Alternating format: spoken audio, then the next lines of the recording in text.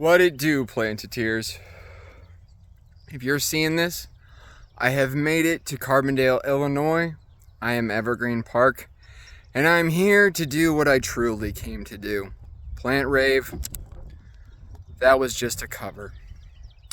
Here I am at Williams Field, almost like this was fated to happen. You see,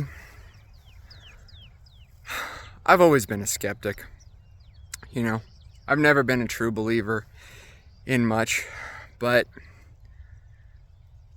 all these things that are going on in my head and all these unexplainable events, like the rain that is starting to pour down as I say these words, it's almost too much to bear.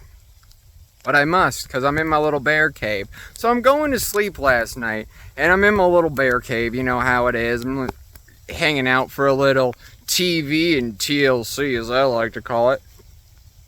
And I'm adjusting the rabbit ears, right? And who should bust into the door but a magnificent figure, exactly how you'd expect them to look. Dark, rich, mahogany skin. Anus prolapsed to the floor. Labia hanging just below their grotesquely huge testicles. And I was like, "Sup, Jesus? How you doing, you old so-and-so?" And Jesus says to me, "Kyle, dude, what are you doing here? This is super sick, man. This is awesome. How did this happen? How did you create this?" And I said, "I don't know. I thought your dad had something to do with it." And Jesus goes, "What are you talking about? That Edo-Pay, Agate Faye, Yahweh?" Yo, no. That guy is like if you mixed Yoda with Jeffrey Epstein. I mean, honestly, when you put it in that kind of context, it makes Anakin going all United States of Leland on the younglings make a little bit more sense, but that's still unconscionable. No, last I heard, they got their dick caught in one of those doors in the glory hole right after a Minotaur rubbed up on them, so I doubt they're getting out anytime soon. And I was like, "Well, that's great news to hear, Jesus, but aren't you part of like that triangle or whatever?" And he's like, "Nah, man, that guy got to me when I was a kid, just like he did you. I ain't part of his triangle. I don't know what the fuck he's talking about. We just came here to celebrate, and everybody's out there, man. Why don't you hang out?" And I go, "Hang out? Jesus? Who's out there?" And he's like, "Oh, man, you know, Muhammad's out there. Pigs be upon him." Makes those dietary restrictions make a little bit more sense. Buddha, they got a cock in each of their 8 fat folds, but the fellas can't seem to make that lotus bloom, if you know what I'm saying. Those Hindu gods, oh my god, with the multiple arms, oh man, they're showing us some really interesting finger techniques, and Ganesh has got a grin in each nostril of his trunk. That's freaking hilarious. Persephone's has got her, waist deep in Cthulhu's tentacles. So Cerberus is looking on Hades' nuts. Speaking of the Greek gods, more like Dickarus, am I right? Don't let him fly too close to your bum.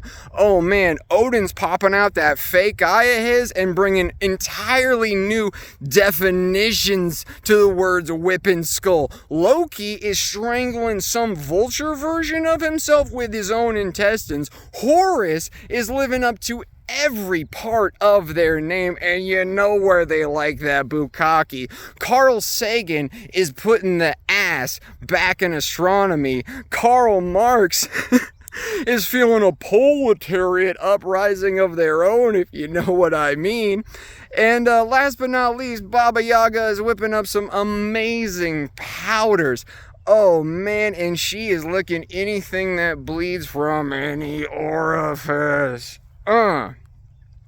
But you know, Kyle, the thing that really gets me is the coffee.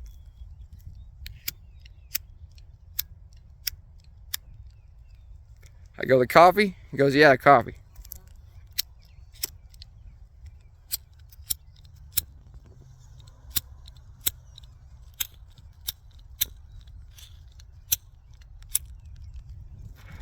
Forget about it. Hold on.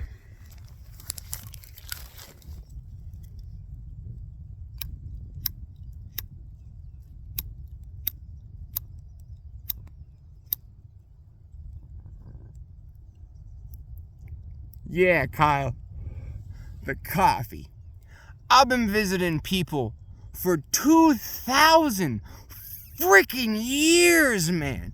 People have had coffee that entire time. They've been dedicating their whole lives to brewing it. And I have never in my life, afterlife, heaven, hell, had coffee like this. It is the most amazing coffee. And I said, Jesus,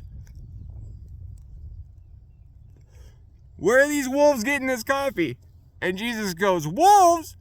Those are... You mean the barista cats? Duh.